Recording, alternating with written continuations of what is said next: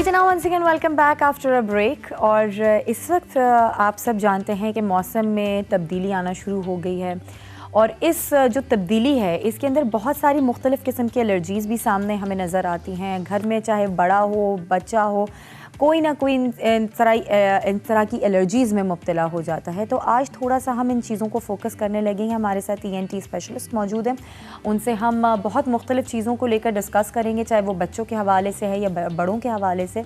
तो आइए उन्हें वेलकम करते हैं। हमारे साथ यहाँ पे मौजूद हैं डॉक्टर मलिक जवाद फैसल साहब। अस्सलाम वालेकुम। वालेकुम सलाम। सर कैसे हैं आप? अल्लाह का शुक्र है। बहुत बहुत शुक्रिया कि आप तशरीफ़ लेकर आए और बहुत ज़्यादा इंपॉर्टेंट टॉपिक है ये, क्योंकि अक्सर घरों में ये चीज़ नुमाया नज़र आती है। कोई ना कोई घर का फैमिली मेम्बर जो होता है वो ENT से रिलेटेड किसी भी इशू के अंदर मुब्तला हो जाता है। ख़ास तौर पे जो इस मौसम की चेंजेस के बाद जो एलर्जीज़ सामने आती हैं, उनसे मैं ये जानना चाहूँगी कि हम किस तरह से बच सकते हैं और इनका क्या क्योर हो सकता है। जी, इस्लामाबाद में बिल्कुल और पूरे पाकिस्तान में स्प्रिंग की आमद है और जब मौसम बहार आता है तो फिर हमें मालूम है कि पोलन जो है फ़ज़ा में इसकी क्वांटिटी काफ़ी बढ़ जाती है और इस्लामाबाद में काफ़ी ज़्यादा इसकी तादाद है।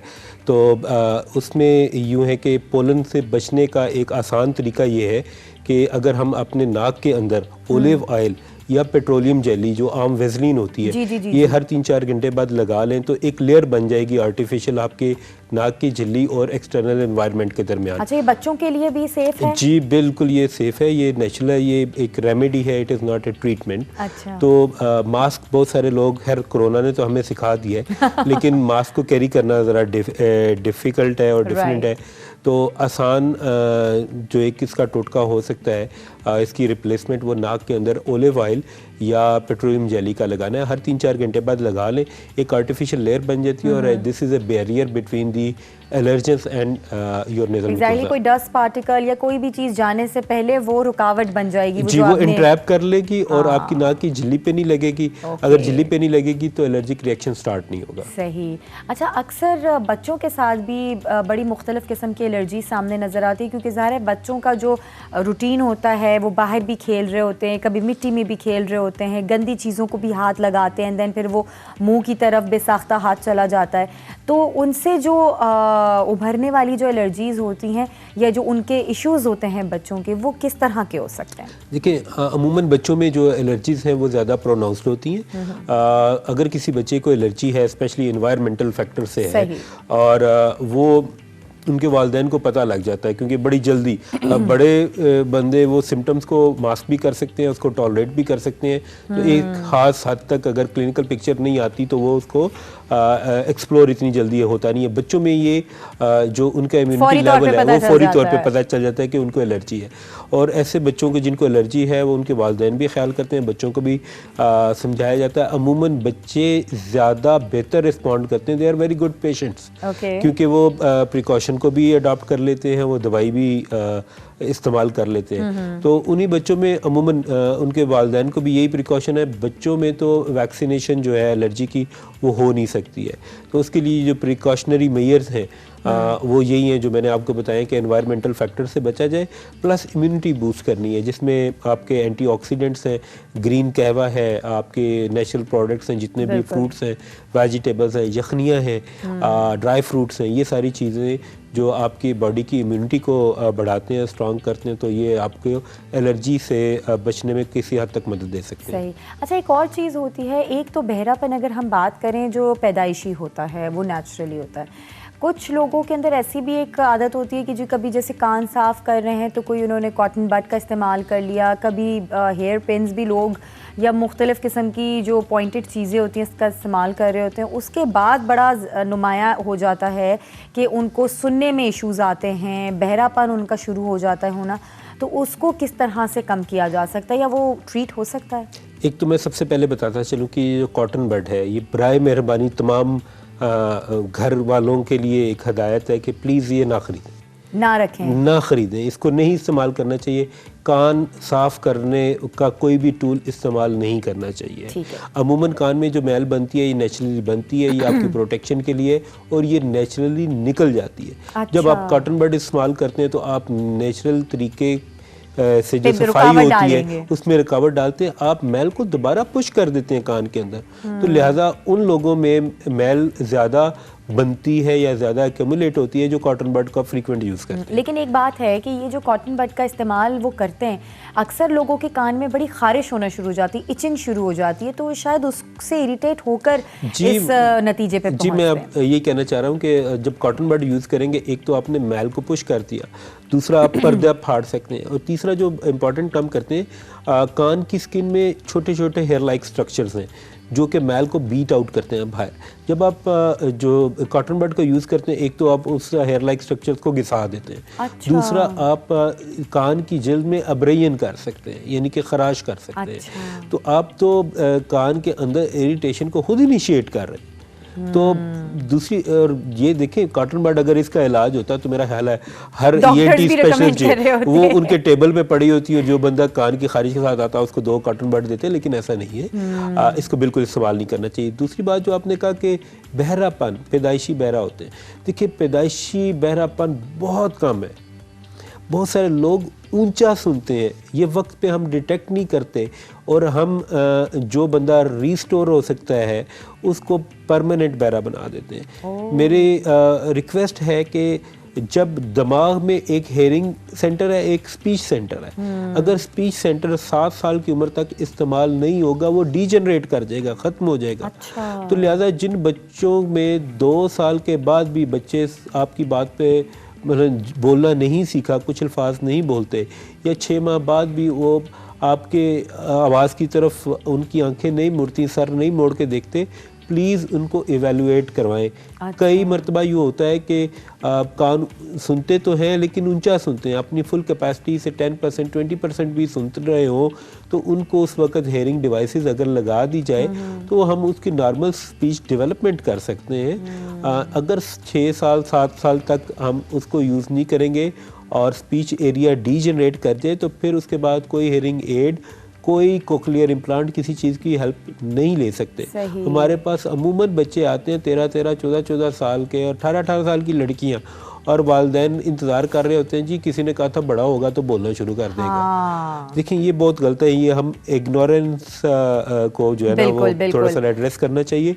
तो आपके तवज्जुह से मैं तमाम नाज़रीन को बताना चाहता हूँ कि जो लोग, जिनके बच्चे 6 माह की उम्र में उनकी तरफ मुतवज्जो नहीं होते और 2 साल के बाद भी कुछ अल्फाज बोलना शुरू नहीं किया, तो उनको चाहिए कि वो असेसमेंट करवाएं अपने बच्चे की। क्योंकि ये जो आप बात कर रहे हैं ना, इस तरह का केस मैंने देखा हुआ भी है कि एक बच्ची थी, उसको हेयरिंग का थोड़ा सा इशू था, तो उन्होंने कहा कि शायद थोड़ी बड़ी हो जाएगी तो शायद उसके हेयरिंग का जो इशू है ये ख़त्म हो जाएगा, लेकिन वो by the passage of time उन्होंने उस चीज़ पे इतनी परवाह ही नहीं की, उसका ख्याल ही नहीं किया। अब she is grown up girl और वो अब प्रॉपर वो सुन ही नहीं सकती। एक और बड़ी मिथ है जी, जब बच्चे नहीं बोलते तो लोग जाके चेक करवाते हैं कहीं इसको टंग टाई तो नहीं है। हाँ, तो तेंदुआ तो नहीं है जुबान में, तो एग्जैक्टली वो जो तोतलापन होता है वो आप तेंदुआ चेक करवाते रहते हैं। तेंदुए की ज़रूरत नहीं है। तेंदुए की वजह से कुछ अल्फाज की प्रोनंसिएशन मुश्किल ज़रूर हो जाती है, लेकिन जो अगर बच्चा नहीं बोल रहा तो उसके हेयरिंग असेसमेंट होनी चाहिए। अच्छा, एक और चीज़ होती है कि अक्सर इस तरह के मौसम में गले की सोजिश जो होती है वो बड़ी प्रोमिनेंट हो जाती है, खराश बहुत ज़्यादा हो जाती है, इरिटेशन उससे बड़ी होना शुरू हो जाती है। वो क्या रीज़न होती है और फिर उसका क्योर क्या हो सकता है? देखिए, गले में जो सोजिश है ना, उसकी कई वजूहत हो सकती हैं। वो नाक की एलर्जी हो सकती है, वो नाक का टेढ़ापन हो सकता है जिसकी वजह से गले में रेशा केरा गिरता है और आपको इरिटेशन हो जाती है।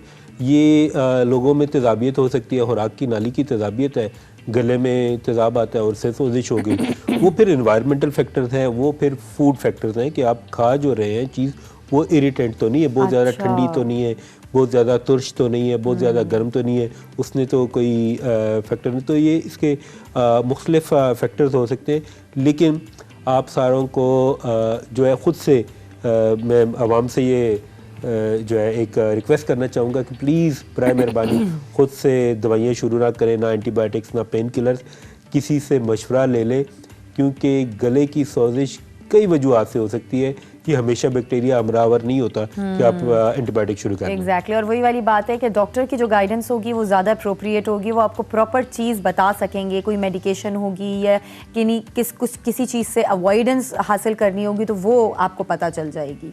जी एग्जैक्टली सही। अच्छा, एक और चीज़ होती है, अक्सर लोगों को मैंने देखा है कि नाक की बड़ी खारिश हो रही है, तो चाहे वो नाक के ऊपर हो या नाक के अंदर हो, वो क्या वजह होती है? देखिए जी, नाक की एलर्जी, नाक अल्लाह ताला ने बड़ा एक सेंसिटिव आर्गन रखा हुआ है और इसका काम ही जो है वो सेंस करना है। जब भी इन्वायरमेंट में तब्दीली आएगी, एक्यूट तब्दीली आएगी, बहुत तेज़ परफ्यूम होगा, वेदर चेंज होगा या अब्रप्टली कोई इन्वायरमेंट होगी, तो बजाय ये कि ये गलत चीज़ें आपके सांस में जाएं और उसको मुतासर करें, नाक आपको पहला अलार्म देता है अच्छा कि कहीं पे गलती है। सही। तो लिहाजा अगर आपको इरिटेशन हो रही है एक्सटर्नली या इंटरनली तो कोई फैक्टर है और ये नाक अपना नॉर्मल काम कर रहा है, आपको आगाह कर रहा है। सही बात है कि आपको पता चल जाता है कि आप कोई ना कोई ऐसा मसला सामने आने वाला है, उससे पहले ही जाके आप अपने डॉक्टर से कंसल्ट कर लें। सही सही। और ये जो एलर्जीज़ होती हैं ये तो बिल्कुल एक मुख्तलिफ केस हो जाता है कि कुछ लोग एलर्जिक होते हैं, लेकिन कुछ लोगों का वैसे ही अगर हो रहा होता है तो फिर क्या वो प्रॉब्लम हो सकती है? देखिए वैसे होना, अगर दिन में आपको 20 से कम स्नीज आती हैं, छींकें आती हैं, तो ये एक नॉर्मल रिस्पॉन्स है। अच्छा, उसको हम एलर्जी नहीं गिनते। ओके। कुछ लोग हमारे पास आते हैं, जी सुबह सुबह मैं उठता हूँ, रज़ाई से मैंने मुंह निकाला, मुझे 5 छींकें आ गई हैं। भाई ये नॉर्मल रिस्पॉन्स है। अगर आप एसी वाले कमरे से बाहर जाएंगे या गर्मी से एसी वाले कमरे में आएंगे, अब्रप्टली आपने एनवायरनमेंट चेंज किया, छींक आपको आएगी।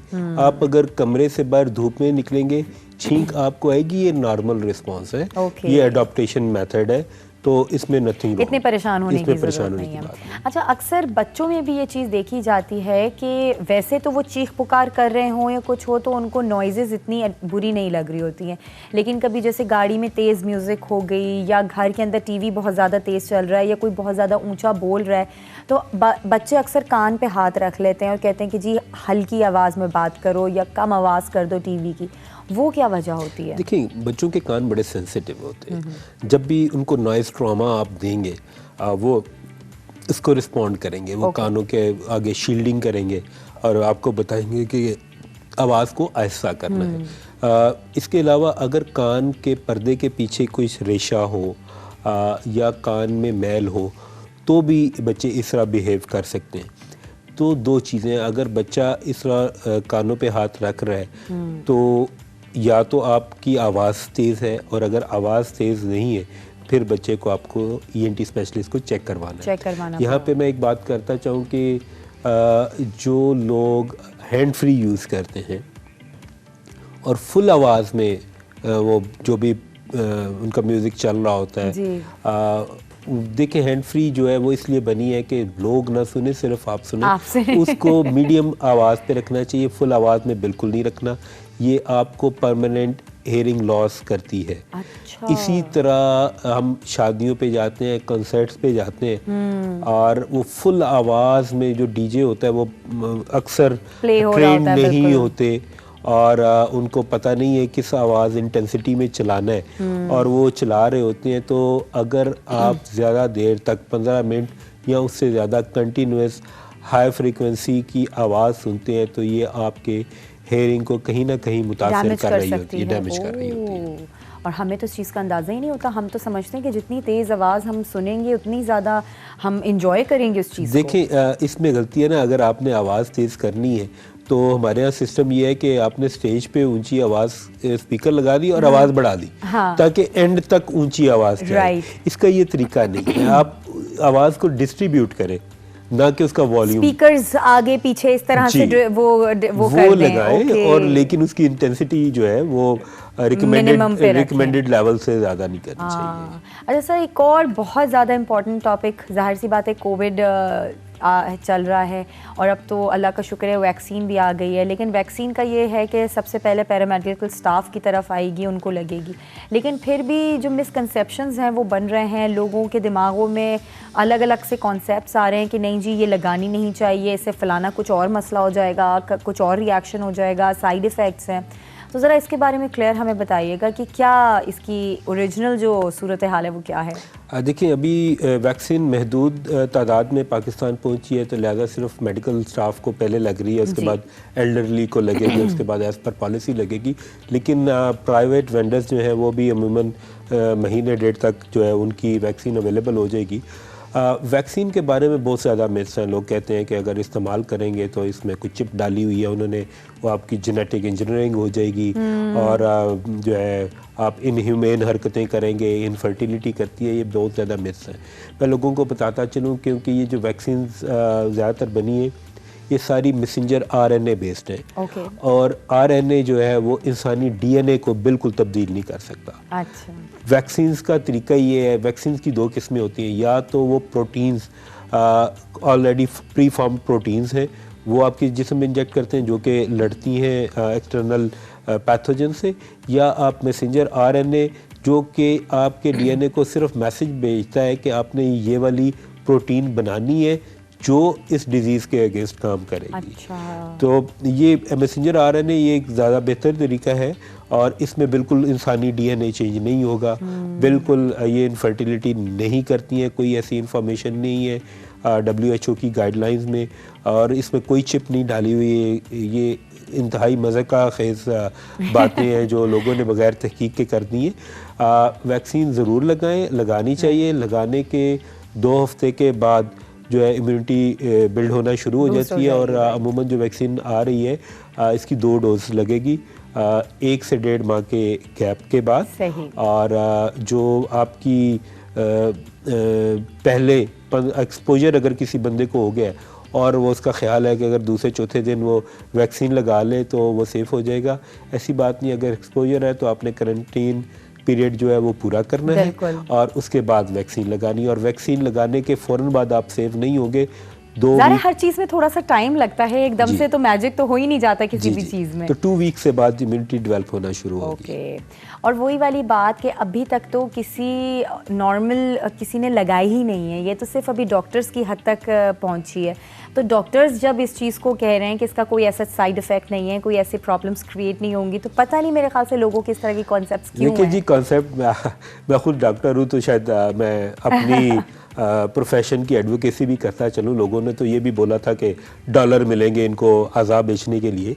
आप देखें कि डॉक्टरों ने वॉलंटियर की है जी, सबसे पहले तो वो ख़ुद को लगा रहे हैं। अगर कोई ऐसी चीज़ इससे हो रही होती गलत तो फिर डॉक्टर पहले ही जो है ना सफ में खड़े होके खुद को वैक्सीन नहीं लगवाते, बल्कि एंड पे लगवाते। सही बात है। हाँ, ये चीज़ है। लोगों ने सवाल करते हैं कि जी बाद में भी मास्क पहनना है तो वैक्सीन क्यों लगाएं।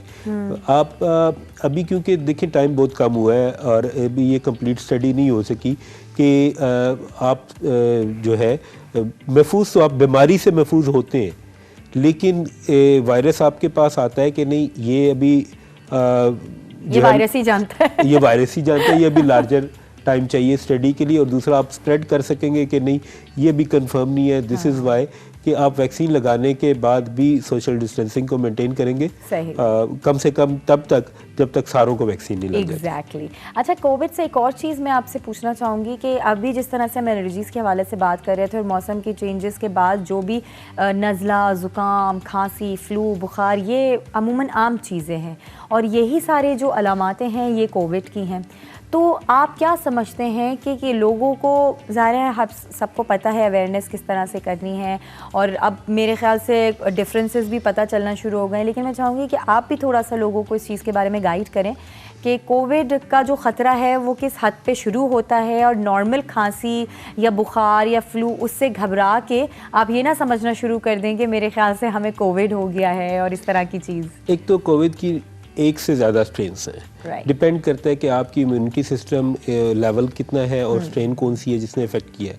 तो कोविड तो बिल्कुल सिम्टम लेस भी हो सकता है और सीवियर सिम्टम्स के साथ भी स्टार्ट हो सकता है, और हुआ भी ऐसा है जी, ऐसा ही है। लेकिन जो एक रफली आपको बताऊं तो जो एलर्जी की सिम्टम्स होती हैं, अगर एलर्जिक प्रॉब्लम है तो यूजुअली इसके साथ फीवर नहीं होता। अच्छा, ठीक है, एलर्जी में सांस का मसला होगा, सांस रुकेगा, आंखों से पानी आएगा, छींकें आएंगी, नाक ब्लॉक होगा, गले में रेशा केरा गिरेगा, लेकिन जनरलाइज्ड जो है सिम्टम्स बॉडी एक्स वो एलर्जी में नहीं होती। अच्छा। जो बॉडी एक्स हैं जनरलाइज सिम्टम्स वो कोविड में होती हैं या वो ज़ुकाम में हो सकती हैं। ज़ुकाम भी वायरस से आता है, तो लिहाजा जो जनरल ज़ुकाम है वो और कोविड की सिम्टम्स काफ़ी हद तक मिलती हैं, लेकिन ये है कि कोविड ज़्यादा जनरलाइज्ड है, उसमें सेंस ऑफ स्मेल जा सकती है, सेंस ऑफ टेस्ट जा सकती है, बड़ा सीवियर बॉडी एक्स होती है, रेस्पिरेटरी डिस्ट्रेस काफ़ी ज़्यादा प्रोनाउंस्ड होता है। तो बाकी जो बैक्टीरियल इन्फेक्शन है वो उसका एक कोर्स है, वो अपना टाइम लेती है। तो अमूमन जो क्लिनिकल सिम्टम्स हैं उस पे हम डिफरेंशिएट कर सकते हैं काफ़ी हद तक कि ये बैक्टीरियल डिजीज़ चल रही है या वायरल चल रही है या एलर्जिक चल रही है। ओके, वेल चलें, ये तो बहुत अच्छी बात है कि हमें इन सारी चीज़ों के बारे में आगाही मिल गई, और जिस तरह से आपने बताया तो मेरे ख़्याल से घबराने की और टेंशन लेने की बात नहीं। एक तो वैक्सीन भी आ गई है, फिर सेकेंडली अब अल्लाह का शुक्र है अवेयरनेस इतनी ज़्यादा फैल गई है लोगों को कि वो अब पता है उन्हें कि किस तरह से हमने कोविड को उससे बचना है, कौन कौन सी एहतियाती तदाबीर को अपनाना है। और ये मेरे ख्याल से अब ये कहने की ज़रूरत बिल्कुल नहीं है कि अब मास्क नहीं पहना जाता, अब सैनिटाइज, क्योंकि अब ये एक नॉर्मल रूटीन हो गया, तो अब हमें आदत भी होगी है। मैं बिल्कुल बताऊँ जी, लास्ट ईयर से मास्क लोगों ने पहनना शुरू किया और अननेसेसरी जो है वो बाहर निकलना कम किया, जिसकी वजह से लास्ट ईयर जो है एलर्जी की वजह से जो लोग हमारे पास आते थे और एस्थमेटिक अटैक वो काफ़ी कम आए थे। एक तो ये है वो उसने मास्क का इस्तेमाल सिग्निफिकेंटली जो है ना बचा लिया। दूसरी बात आपने कहा, देखिए जी मैं तो लोगों को ये बोलूँगा कि घबराना तो वाकई नहीं है, लेकिन एहतियात ज़रूर करनी है, और अगर आपको कोई सिम्टम्स आ रहे हैं तो ज़रूर आप जो है ना डॉक्टर की हेल्प जो है उसको सीख करें, ज़रूर करें, घर में नहीं बैठे, खुद से टोटके नहीं करें। राइट, बिल्कुल सही है। Thank you doctor Malik, thank you so much once again. और जो आपने अभी बातें बताई हैं, आई होप कि हमारे नाजरीन को ये समझ में आया हो कि हमने अपनी सेहत का ख्याल किस तरह से रखना है। हमें पहले से ही पता चल जाता है कि जी अब ये इस तरह का सीज़न आ रहा है तो इस तरह की एलर्जीज़ भी सामने आ सकती हैं, तो अपने बच्चों को आपने किस तरह से सिक्योर रखना है, ये सारी चीज़ें हमें अब पता हैं, तो इसमें अब बिल्कुल भी बेहतियाती नहीं कीजिएगा।